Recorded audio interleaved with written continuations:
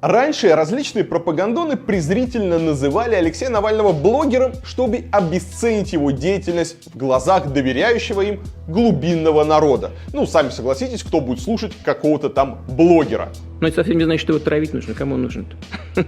Теперь его можно звать не просто блогером, его можно звать пранкером, потому что Навальный у нас стал пранкером года. Сегодня Алексей выпустил еще одно резонансное видео о своем отравлении. Неделю назад он уже опубликовал расследование, в котором уверял, что за его отравление отвечала группа из 8 сотрудников российских спецслужб. Сегодня же появились новые данные. Навальный уверяет, что перед публикацией первого видео ему удалось поговорить с одним из своих несостоявшихся убийц. Он разговаривал со мной 45 минут, предполагая, что я помощник секретаря Совета Безопасности и бывшего директора ФСБ Патрушева. Да, он просто взял и позвонил одному из тех, кого они нашли в расследованиях, позвонил просто ему на телефон и поговорил с ним. Как он это сделал? Он с помощью специальной программы подменил свой номер. Это на самом деле довольно просто, если кто не верит, может проверить в интернете. Подменить номер сегодня очень просто. Так вот, Навальный подменил свой номер и зашифровался под одного из сотрудников спецслужб и начал звонить всем членам вот этой вот следившей за ним группы. Как рассказала CNN, сначала Навальный представлялся собственным именем и говорить с ним, конечно же, отказывались. Тогда он изменил тактику и представился помощником секретаря Совета Безопасности Николая Патрушева. Здрасте, меня зовут Устинов Максим Сергеевич. Я помощник Николая Платоновича Патрушева. Мне ваш телефон дал Владимир Михайлович Богданов. Извините за ранний звонок, мне нужно 10 минут вашего времени, очень сильно нужно. В итоге один из ФСБшников, который входил в ту самую группу, которая преследовала, которая несколько раз пыталась Алексея Навального отравить, он не распознал обмана и поделился с Навальным некоторыми секретами операций по его неудавшемуся убийству. Константин Борисович, все ошарашены. Представляете, как я ошарашен? Я вообще об этом не знаю ничего. Итак, Навальный утверждает, что утром 14 декабря 45 минут говорил по телефону с военным химиком из Института криминалистики ФСБ Константином Кудрявцевым. В выложенном ролике он действительно разговаривает с человеком, к которому обращается по имени-отчеству Константин Борисович. Этот человек поддерживает разговор о покушении на Навального, говорит, что операция была хорошо спланирована. Вы сами как оцениваете работу оперативных сотрудников? Тем, с кем я работал, хорошо оцениваю. И предполагает, что оппозиционер выжил из-за слишком быстрой посадки самолета, на борту которого ему стало плохо. Ситуация сложилась так, что не в нашу пользу, я так считаю. Если чуть дольше летел, например, они посадили его там резко как-то и так далее, да, возможно, это все пошло не так. А еще из-за хорошей работы врачей скорой помощи в аэропорту, которые вкололи Навальному антидот. Они ему там закололи антидот какой-то. Он также рассказывает, как очищал одежду Навального от следов отравляющего вещества и уточняет, что особое внимание уделял трусам и гульфику, на внутреннюю сторону которого и наносили яд. Сказали работать по трусам именно по внутренней части. Представляете себе трусы, да? И вот трусы, и в каком месте? Как бы есть самая... Где это паховая часть? В паховой части трусов. Ну, гульфик так называемый, там швы такие есть, вот по швам. Цвет трусов какой, не помните? Синий был. Опытным путем в ФСБ выяснили, что такой метод отравления новичком эффективнее всего. Здесь сразу возникают вопросы, сколько экспериментов они перед этим провели, и сколько сотрудников ФСБ или на ком они проводили эксперименты пали неудачными жертвами этого эксперимента. Ну, здесь можно отметить, что по ходу разговора человек, которого представляют как Константина Кудрявцева, несколько раз начинает сомневаться в том, что ему стоит отвечать на вопросы по незащищенной линии, а позвонили ему просто на мобильный в 7 утра. Я, честно говоря, ошарашен вопросами вот этими всеми. Сами понимаете, да, зависит от ситуации. Вот это. Извините, вопрос такой. А ничего, что мы с вами по обычному телефону такие вопросы А мы ничего такого не обсуждали особенного. Ну, это скорее экстренная ситуация, я думаю, что ничего страшного нет. Я согласовал с Богдановым, что я вам буду звонить по такой связи. Классная тактика, потому что в 7 утра человек с просонья не понимает, у него нет возможности как-то оперативно проверить информацию, написать, может быть, каким-то своим знакомым, потому что в 7 утра все спят. Навальный также написал в Твиттере, что в ФСБ о его разговоре с Кудрявцевым узнали сразу же, прослушав разговор. Но говорить Владимиру Путину почему-то не стали. Здесь, кстати, еще один интересный момент, что если Навальный еще до публикации расследования позвонил одному из членов этой банды отравителей, то почему они, прошло столько времени, никак не подготовились? То есть они знали о существовании этого разговора, они знали, что наверняка Навальный его записывал, наверняка он выложил этот разговор, но очень странно, что они никак не отреагировали, не подготовили почву и никак не защитились от этой публикации. Но здесь вам может показаться, что все это полная фигня, и, наверное, вот этот вот господин Кудрявцев, он не имеет никакого отношения к ФСБ, это вообще просто какой-то случайный человек.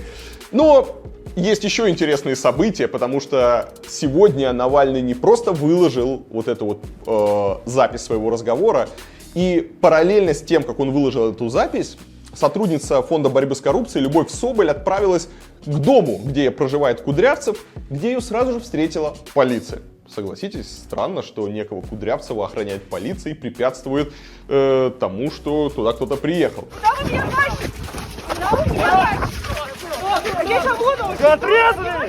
То есть реакция силовиков на публикацию Навального уже началась, хотя официальных высказываний, конечно же, нет. Опубликованное сегодня видео — это один из главных провалов ФСБ.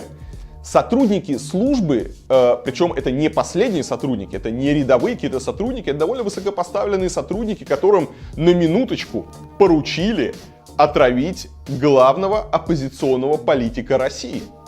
Они не просто допустили ряд ошибок, которые позволили установить весь ход их покушения, куда они прилетали, в какое время, в каких гостиницах они жили, определили их имена, номера рейсов, на которых они летали, нашли их фотографии, нашли их адреса и все остальное. То есть они не только допустили ряд вот этих вот ошибок, они еще и сами во всем сознались, рассказав самому Навальному просто по телефону обо всех недостающих деталях преступления.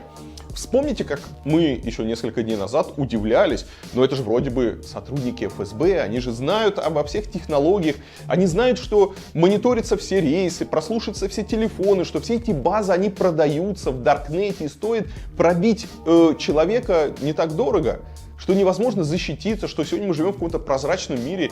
Как-то странно, что сотрудники ФСБ будут так подставляться, и у кого-то еще были сомнения после выхода первой части расследования. Но теперь мы видим, что один из этих сотрудников, он по мобильному телефону просто берет и рассказывает потихоньку, осторожно, но все-таки вот этот вот страх перед начальством перевешивает перед мнимым начальством, да, потому что он думал, что это звонит ему звонят от начальства для доклада начальству.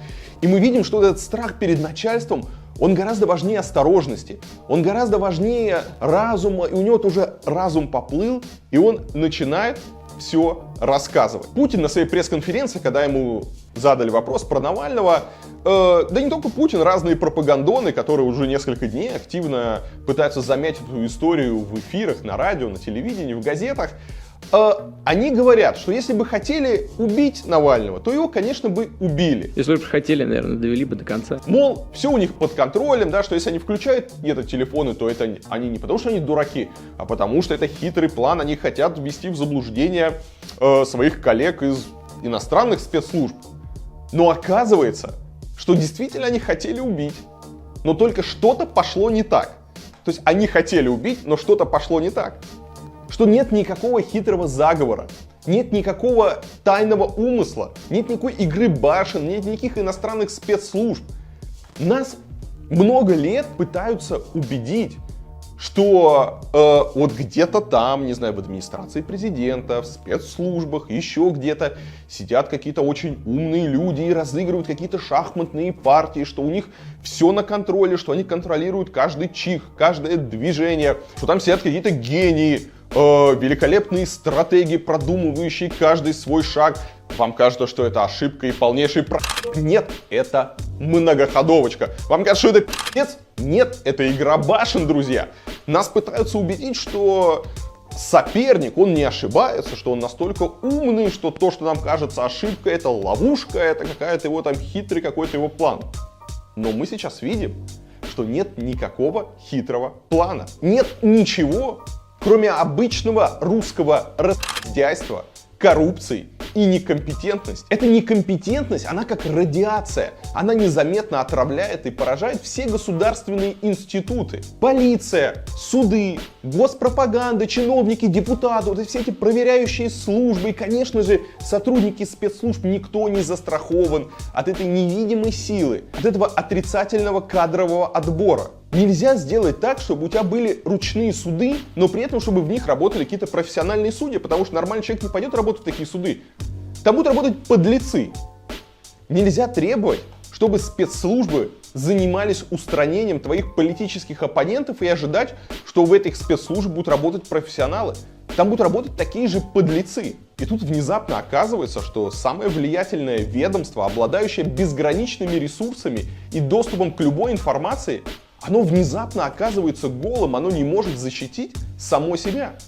Сотрудник ФСБ, много месяцев пытавшийся убить Навального, который, казалось бы, должен знать про него все, должен просто жить своей жертвой, да, как мы же смотрели кино про разведчиков, мы смотрели кино вот про всех этих злодеев. И кажется, он должен идеально знать Навального. Но оказывается, что в решающий момент он не может даже распознать его голос. Потому что на этой записи видно, что Навальный не менял голос, он говорил обычным своим голосом. То есть сотрудник ФСБ, он даже не узнал голос своей жертвы, которая ему позвонила. Даже то, что сотруднику ФСБ звонили по обычному телефону, не помешало ему выложить служебные тайны. Не помешало ему там все это дело рассказать. Это очень показательная история, и, конечно, мы не помним такой дискредитации ФСБ, мы не помним таких скандалов. Обычно такие истории, они всегда происходили с запозданием на несколько десятков лет, когда действующие уже сотрудники, действующее руководство, они как-то отнекивались и говорили, что это наши предшественники. Эти преступления совершали не мы, а мы-то у нас, смотрите, мы теперь белые и пушистые, а к каким-то ошибкам прошлого мы не имеем отношения, или эти ошибки были вызваны какой-то необходимостью.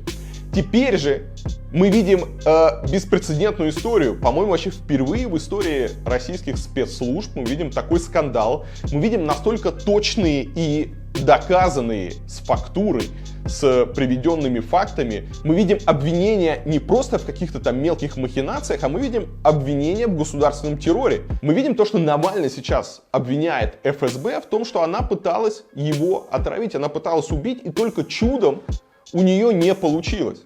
Мы видим, что Навальный показывает, насколько некомпетентны там работают сотрудники, какие они допускают глупые ошибки. И здесь возникает вопрос, что если Федеральная служба безопасности не может защитить себя, может ли она защитить Россию, может ли она защитить государство? Сейчас же не 37-й год, правда? Что хочешь, то и говори, тем более в интернете. Черный воронок за тобой завтра не приедет. Это совершенно очевидная вещь. Ты что прятаться-то? Спасибо, что смотрели. Подпишитесь на канал, если до сих пор этого не сделали. Всем пока.